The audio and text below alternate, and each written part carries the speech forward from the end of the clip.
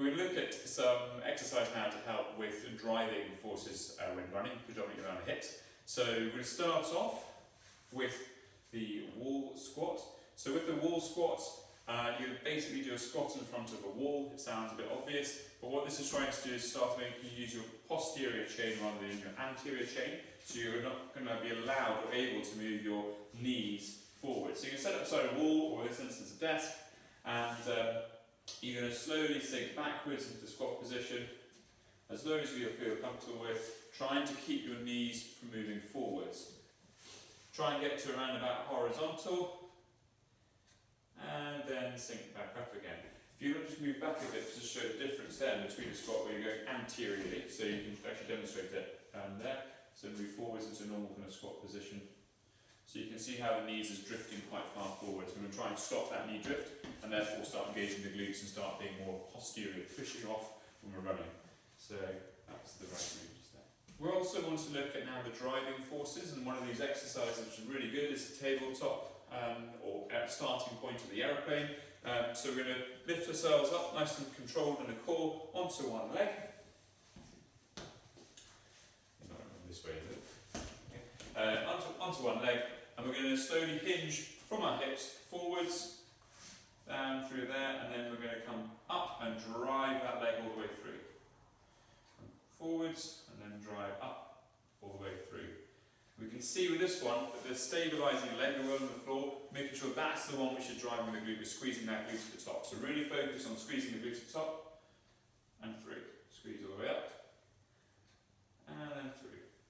Next we'll look at a Swiss ball hamstring curls, but the emphasis here isn't on the hamstring, it's actually on the stabilisation of the hips and the control of the hips. So throughout this exercise we're going to try and focus on making sure that the hips are staying high, engaged, and you're really squeezing those glutes up there. So the hips are up, nice and high positions there, we're rolling forwards, we're keeping those glutes engaged all the way through. So we're actually almost not focusing on the hamstring, even though it's traditionally known as the hamstring curl.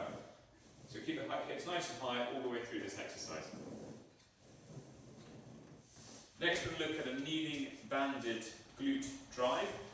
What this exercise does particularly well is help to teach the connection between the glutes firing through and the hips coming through as well, so that kind of toe-off power phase of the run. So with this, you're going to band, doesn't matter how strong the band is, but obviously you can increase the band's resistance. You're going to lean back, so kneel back slightly to let the band go slack, and then you're going to drive yourself through. Make it quite a powerful driving motion, so really driving the way through, making sure the band's somewhere just about your hip bones, and squeezing all the way through to the top.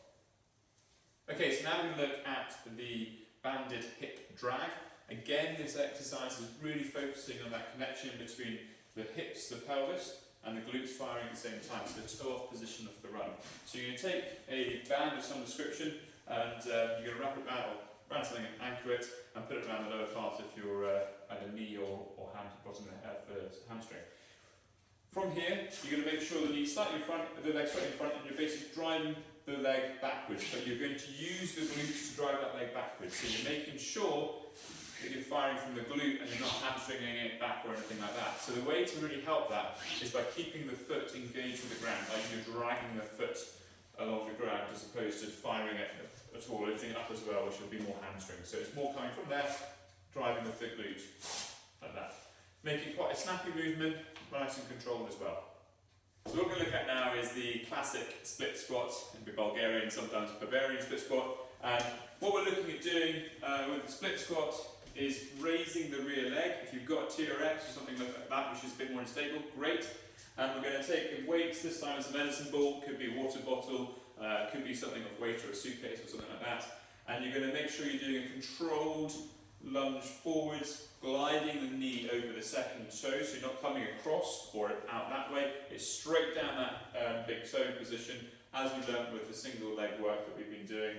And you're just taking a bit of the weight and load through it. You should feel this in the glutes. Again, like with the knee squat we did earlier on, try and make sure that your knee isn't going forwards into that position. It's gliding there and then down. So it's gliding over the second toe. It's not a kind of a lunge forward because that ends up being quad. Glide the second toe back.